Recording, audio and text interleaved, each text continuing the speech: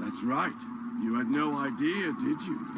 I've been a Super Saiyan for years, and now I too have the power of a god.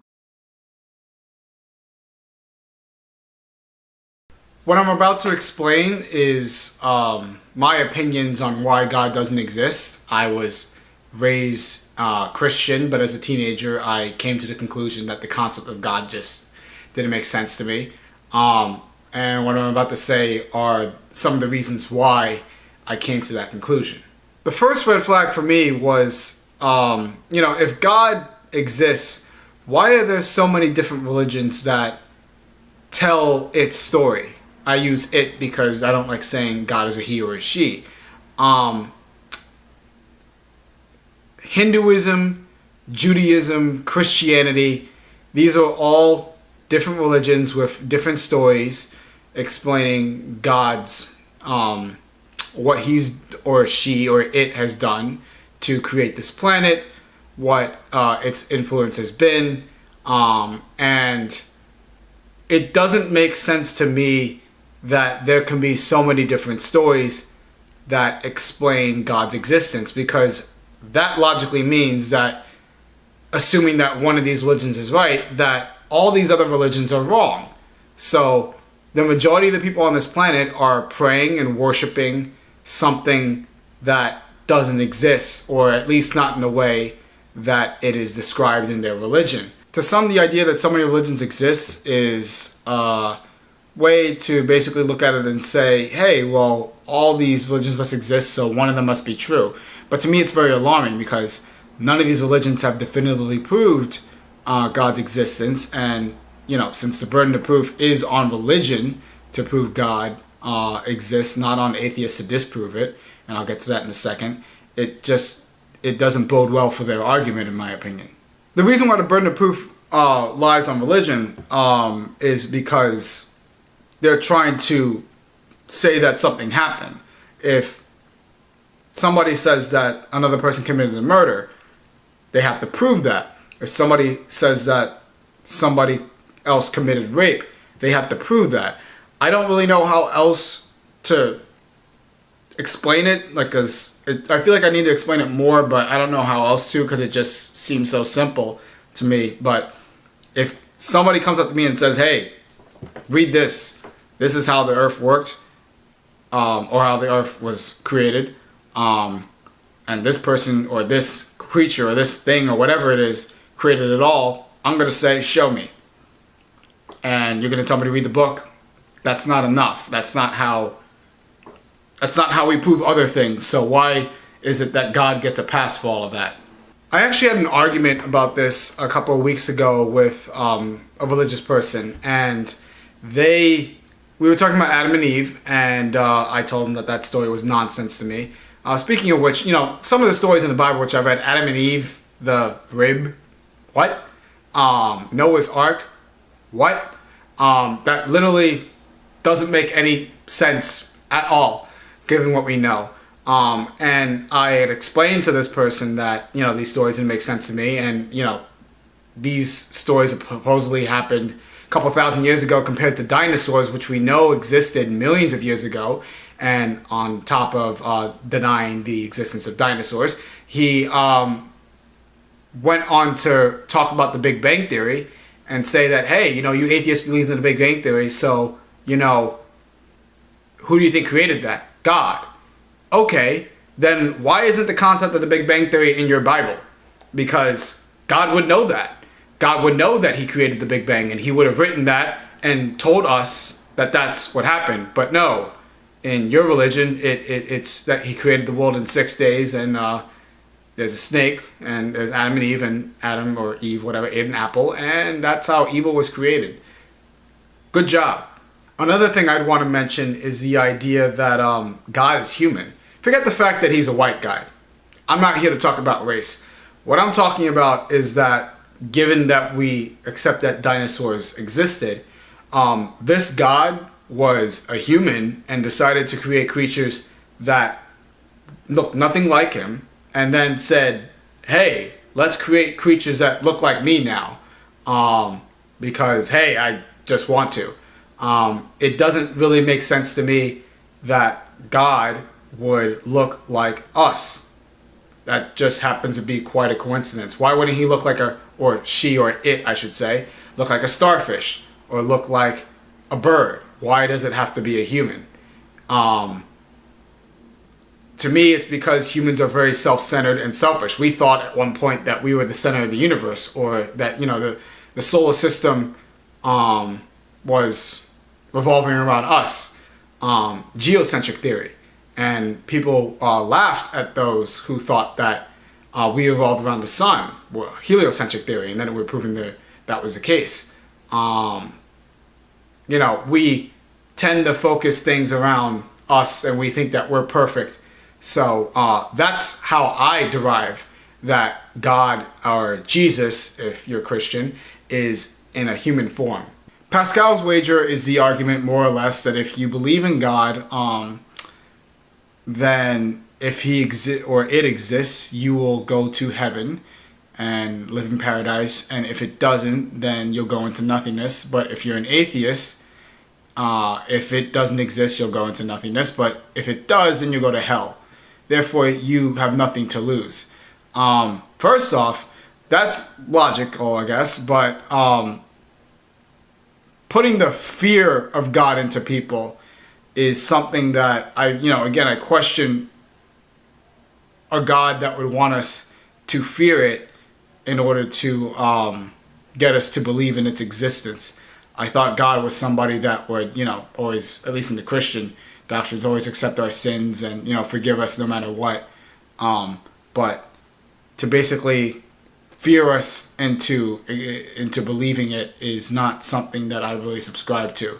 And it's a weak argument in the sense that you're taking away from the point of trying to prove God's existence. You're just saying, hey, believe it because you have nothing to lose. I don't really care about whether or not it's a bad afterlife choice for me to accept God. I'm more concerned as to whether or not God exists at all. I'm not going to ignore that point just because it makes more logical sense to ignore it and just believe it for the sake of my own good. I don't do half the things in my life for the sake of it being better off for me. I do things out of my life because I want the truth. So I guess that's just my way of living my life, that I never did things because it was out of fear or because I thought it was better off that way. It's just something I don't subscribe to. So logically, I guess it makes sense, but when it comes to pinpointing God's existence, it's a distraction. And in that regard, I consider it a weak way into getting people to believe in God. Basically, what God is to me is something that exists within humans as a way for more intelligent and more financially wealthy people to control the basically general population, some of which are not as educated, some of which are not as wealthy, and some that just believe it for the sake of believing it. Not everybody that believes in God is uneducated and poor, but that idea is something that is used by particularly people that have a lot of power to control others into being good. Because if people didn't believe that God exists, there would be very little incentive to want to help others or want to be good people and be good citizens. It's in the best interest of society to make people believe that their actions will have consequences in a future life or in the afterlife, because sometimes in the real world actions don't necessarily have consequences, but it's also used as a tool at the same time for particularly people in power to justify evil actions, such as war. I mean, religious wars are... How many religious wars have we had over the course of human nature? They're used to justify actions that otherwise would be unjustifiable. When it comes down to it, God's an emotion. A lot of people say well, it must be so terrible to, and I've had this happen to me. It must be so terrible to believe that nothing's going to happen when you die. What's that got to do with the truth? Like, I'm not saying what I'm saying is true. I'm saying that if it is true, why does that matter? Because it's an emotional reaction. We want to believe that everything just doesn't end, even though we don't know where we came from and we can't explain whether or not we had a life before this. It's incredibly depressing to think that this is it. We get here 80 years and then that's just the end of it. But that's what it is. But people are more concerned as to whether or not something feels good than they are in believing something that could be true, even if it's worse. That's just human nature. And, another thing that bothers me, particularly when it comes to faith, is that, like, if we should have faith that God exists, why is it imposed on us? Why are there certain barriers, particularly in America, if you are atheist, it's instilled within you, even if you don't want it to be, that God exists. It's in your paper, in God we trust. I mean your money, in God we trust. It's in your Pledge of Allegiance. I pledge allegiance to the flag, one nation under God. There's been no atheist president, from what I can recall. And I believe that there are many people in this country that if a person said they were atheists, people wouldn't vote for, because they don't think that they have a moral framework to live a good life. Because, as we all know, elections aren't based off of who can be the best president. It's who can say the best things that people want to hear. That's just what it is. But that idea just shows you how much religion has power over people, and it's not so much that a definitive truth that God exists, but a fear that he doesn't, and an emotion that we want it to exist.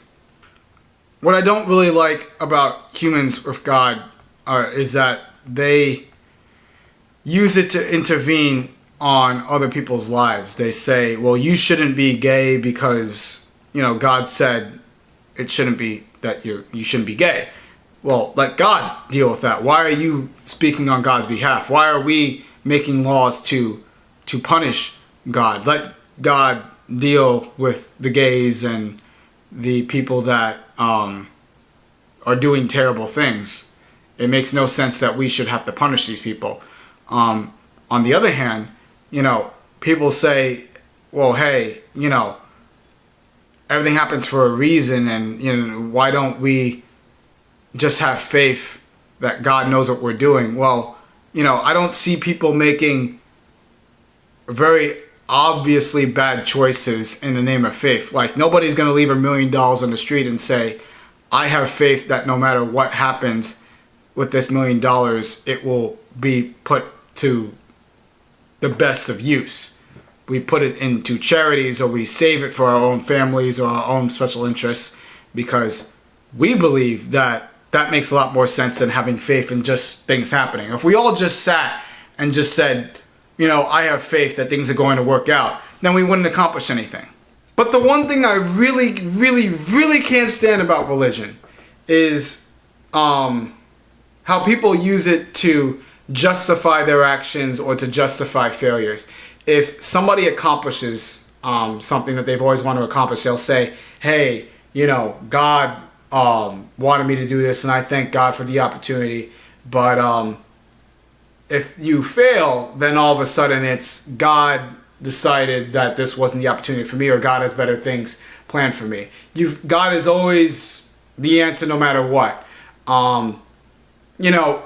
When you've got mass genocide throughout human history, you've got slavery, and all these things, babies being born and thrown into a trash can and suffocated in a trash bag for 6 hours after they're born, and that's it. Those are things that I say, if God exists, what the fuck? But, we look at it and we say they're in a better place. And that's really what human nature is. Humans don't really like to focus on negative they skew towards positive regardless of the outcome, because it's easier to focus on positive than it is to focus on reality. And I've noticed that in my lifetime. So knowing that, and knowing how illogical people can be when it comes to defending their religion, or seeking religion when it comes to the answers in life that we can't really understand, it really, one, again, makes me say, why the hell would God allow this kind of suffering? And two, makes me wonder why I would ever even want to worship a God that would allow this kind of suffering in the first place. Forget the fact that God doesn't make sense. The concept of it it doesn't make sense in general. It's like he has, or she has, or it has all the power, all the time, and understands everything that will ever happen, but gives you free will anyways. How many illogical paradoxes, which is a redundant statement, but illogical paradoxes there are just by having somebody that's all powerful out there. But the idea that this person who's supposed to love us no matter what will see us sin, see us kill one another, have animals that we're supposed to eat or can eat for survival, and allows them to be killed for those purposes, and all the evil out there, and he's just, or she's just, or it's just okay with it. I'm not trying to ignore the fact that there's good in this world. I'm simply saying that the amount of evil that's out here, and a lot in the name of God, is in the name of God. I cannot accept somebody that is willingly seeing all this and doing nothing to intervene. I question that. I question the power of this God, the reasoning behind this God. And it makes no sense to me that as I'm taping this, editing this video, publishing it, and you're watching it right now, that there have been people that have died through rape, mass genocide, diseases that keep coming, plagues, whatever, natural disasters, and God says it's all worth it, and we all just say God works in mysterious ways. I don't buy that. I don't accept that. To me, that's just a weak way of accepting something that doesn't make any sense. Some things just happen, and they're terrible, and they happen for no reason. Some people are good people in this world, try to help others, and they are killed on the street for no other reason than the fact that they were just at the wrong place at the wrong time. There was no divine meaning behind it. There was no greater purpose. It was just a shitty event. On the other hand, sometimes very good things happen to people and they live long lives, but it's not a matter of, well, this was destiny or bound to happen. It was just coincidence. There are people in this world that do shitty things and get rewarded, and people that do good things and don't. And the same goes the other way around. But there's no rhyme or reason to it. It just happens. That's just the way it is, unfortunately. And just because atheists are willing to accept that doesn't mean that we have no moral compass or no reasoning or can really, live a decent life. That just means that we're willing to accept the idea that many others won't because it's too painful. That we came from nothing and we're going to die and it'll be nothing and none of this really matters.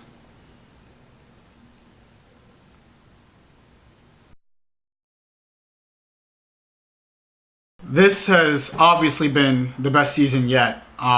I've interviewed people that I never thought I'd be able to on subjects that I never thought I'd be able to cover.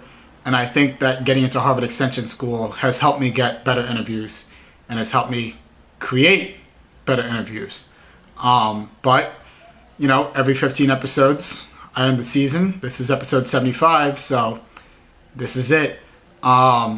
If you like this episode, you can watch my most recent episode over here, which discusses white nationalism with William D. Johnson. You can go ahead and subscribe to see if I update this channel for season 6. I always say that I'm going to be done with this channel at the end of every season, but then I end up doing another season. If that does happen, it'll probably start in 2017.